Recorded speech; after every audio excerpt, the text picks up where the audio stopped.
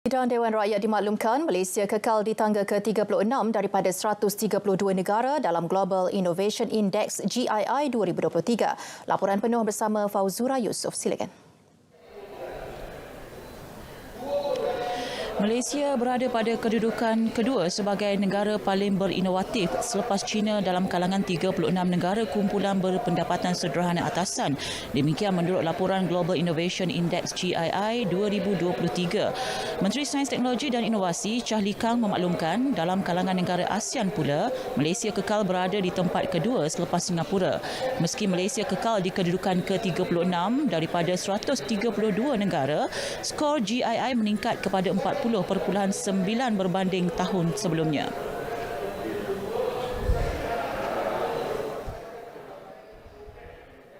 Bagi memastikan Malaysia berada di kedudukan 30 negara teratas dalam GII menjelang tahun 2025, mesti akan melaksanakan inisiatif berikut.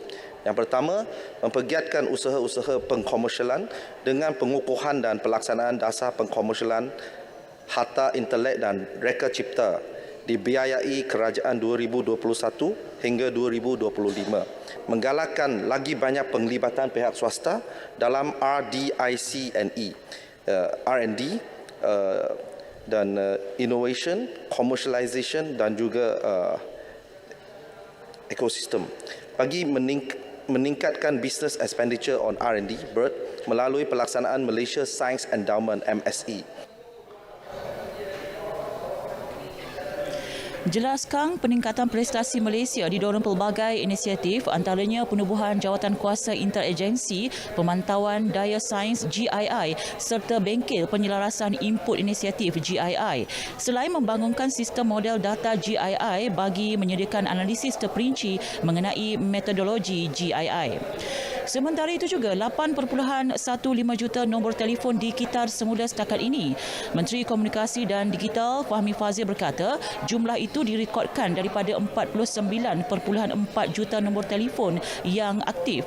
Menurut beliau, bagi menangani masalah dan kurangkan risiko berkaitan panggilan kepada pengguna nombor lama, nombor yang tidak aktif akan memasuki tempoh kuarantin sekurang-kurangnya 6 bulan sebelum boleh digunakan semula oleh pengguna yang baharu. Jika terdapat panggilan yang mengancam keselamatan pengguna baru, disarankan supaya laporan polis dibuat dengan segera. Sekiranya pengguna berhadapan dengan jenayah penipuan, pengguna hendaklah melaporkan perkara tersebut ke talian bantuan Pusat Respons Skam Kebangsaan atau NSRC pada nombor talian 997. Dalam pada itu, 20 akaun pemajuan perumahan HDA bagi projek kategori sakit telah dibekukan Kementerian Pembangunan Kerajaan Tempatan.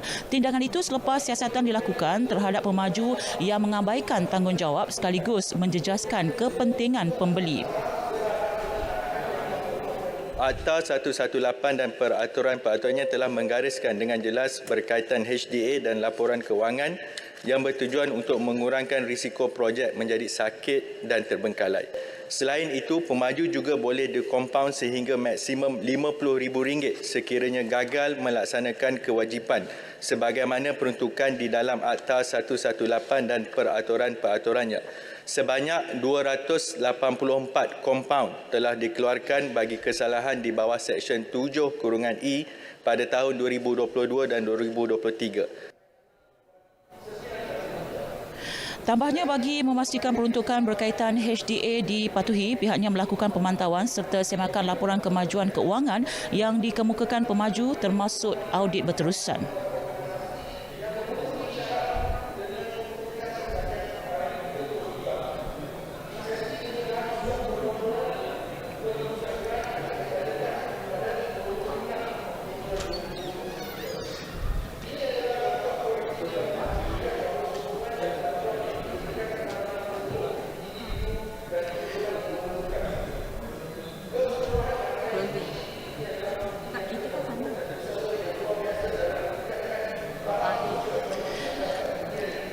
Ketika ini hanya Sarawak bersedia menerima tawaran berkenaan sementara wilayah Persekutuan Terengganu dan Pahang tidak bersetuju. Sebanyak 4.7 juta ringgit diperlukan bagi kos penyelenggaraan rumput berkenaan. Baik, sekian dahulu buat masa ini untuk perkembangan di bangunan Parlimen ketika ini. Untuk berita tengah hari seterusnya kembali bersama dengan Farhatu di studio. Silakan. Baik Fauzura, terima kasih.